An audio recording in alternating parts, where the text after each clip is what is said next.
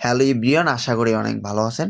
আজকে আমি মুরগি দিয়ে জোলা খিচুড়ি তৈরি করব, অর্থাৎ মুরগি দিয়ে আমি নরম খিচুড়ি তৈরি করব। প্রথমেই আমি মুরগি সুন্দর করে পরিষ্কার করে নিয়েছি, তারপর আমি পিস পিস করে মুরগিটা কেটে নিচ্ছি, যাতে করে মুরগিটা আমি ছোট করে কেটে নিব। যেহেতু নরম খিচুড়ি, প্রত্যেকটা রাইসের সাথে বা চাউলের সাথে যেন মুরগির অংশগুলো মিশে যায়। নাড়ি বুড়িগুলো আমি আলাদা করে নিচ্ছি, এগুলো পরে ফেলে দিব। আমার মুরগিগুলো পিস পিস কাটা হয়ে যাচ্ছে।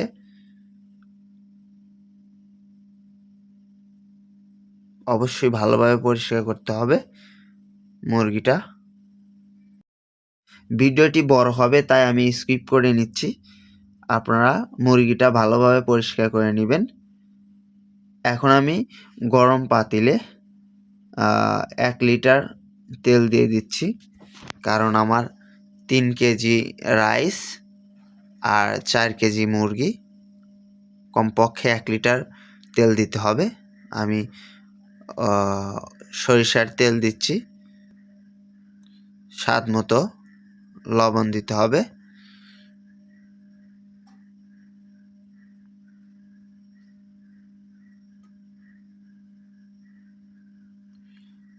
আমি তেজপাতা দিয়ে দিচ্ছি, দিয়ে আমি একটু নাড়াচাড়া করে নিব। সেই সাথে আমি দিয়ে দিচ্ছি দারচিনি, আপনার পরিমাণ মতো দিয়ে দিবেন।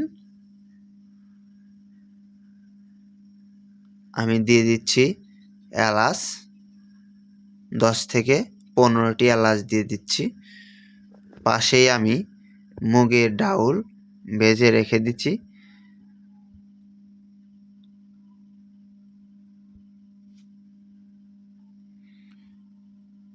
আমি একটু নাড়াচাড়া করে নিব।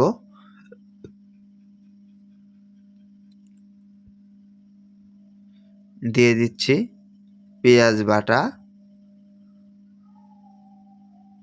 আদা বাটা, রসুন বাটা এবং কাঁচামরিচ বাটা। আপনারা আপনাদের স্বাদ মতো বা আপনাদের ঝাল অনুযায়ী কাঁচামরিচ দিয়ে দিবেন। স্বাদ মতো লবণ দিয়ে দিবেন।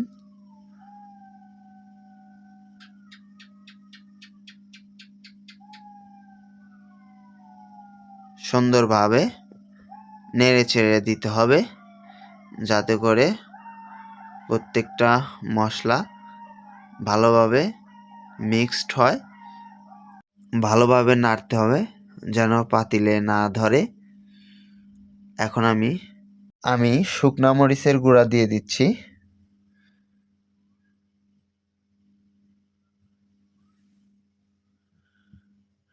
দিয়ে দিব মুরগির মশলা 1 প্যাকেট, দিয়ে দিচ্ছি জিরার গুঁড়া।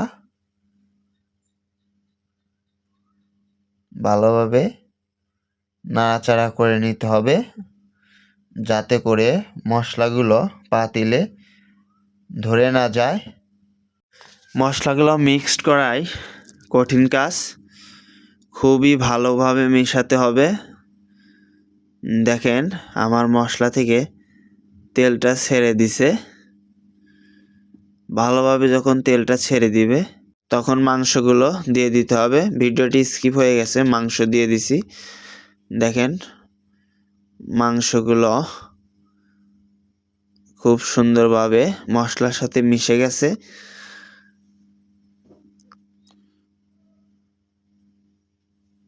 সুন্দরভাবে মাংসগুলো সিদ্ধ হয়ে গেছে।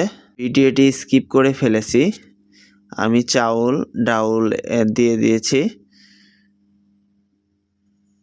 দেখেন আমি টোটালি সব কিছু দিয়ে ভালোভাবে মিক্স করে নিয়েছি।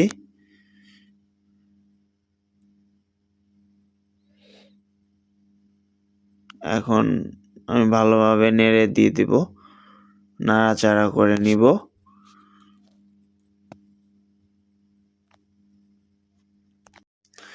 চাউল মোটামুটি 50% সিদ্ধ হয়ে গেছে। অবশ্যই কিন্তু এটা ঝোলা খিচুড়ি অর্থাৎ নরম খিচুড়ি তৈরি হবে। সেজন্য আপনাকে চাউল যদি 3 কেজি হয়, আপনাকে পানি দিতে হবে কমপক্ষে 8 থেকে 9 কেজি। সেই সাথে আছে আপনার মুরগির মাংস। পানির পরিমাণটা 3 ডাবল রাখতে হবে। আমার মাংস এবং চাউল 90% সিদ্ধ হয়ে গেছে, অর্থাৎ আমি খিচুড়িটা পাতিলটা নামিয়ে রাখব। বাকি যে 10% রয়েছে সেটা কমপ্লিট হয়ে যাবে।